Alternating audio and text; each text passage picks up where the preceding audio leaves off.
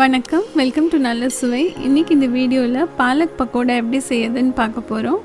கடாயில் 2 கப் கடலை மாவை 3லேருந்து 5 நிமிஷம் வரைக்கும் மீடியம் ஃப்ளேமில் வறுத்துக்கலாம். கடலை மாவை இந்த மாதிரி வறுக்கிறதுனால பக்கோடா நல்லா கிறிஸ்பியாக வரும். கண்டிப்பாக இப்படி ட்ரை பண்ணி பாருங்கள். 3லேருந்து 5 நிமிஷம் வரைக்கும் கொஞ்சம் வாசனை வர வரைக்கும் வறுத்துட்டு தனியாக எடுத்து ஆற வச்சுக்கோங்க.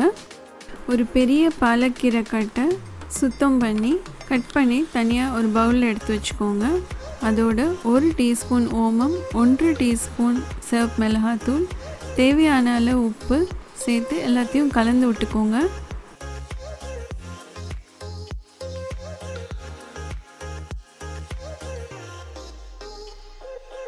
நல்லா மிக்ஸ் பண்ணிவிட்டு கொஞ்சம் கொஞ்சமாக நம்ம வறுத்து வச்சுருக்க கடலை மாவை சேர்த்துக்கலாம்.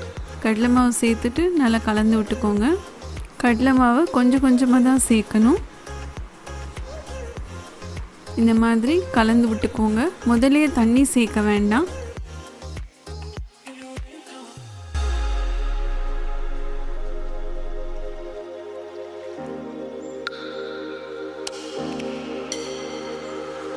கடலை மாவு ஃபுல்லாக சேர்த்த அப்புறம் கொஞ்சமாக இந்த மாதிரி தண்ணி தெளித்து விட்டுக்கோங்க. இந்த அளவுக்கு 1/2 கப் தண்ணி தான் நான் சேர்த்துருக்கேன். தண்ணி சேர்த்துட்டு இந்த மாதிரி பிசைஞ்சு வச்சுக்கோங்க. கடாயில் எண்ணெய் சூடானதும் இந்த மாதிரி கொஞ்சம் கொஞ்சமாக பக்கோடா போட்டு எடுத்துக்கலாம்.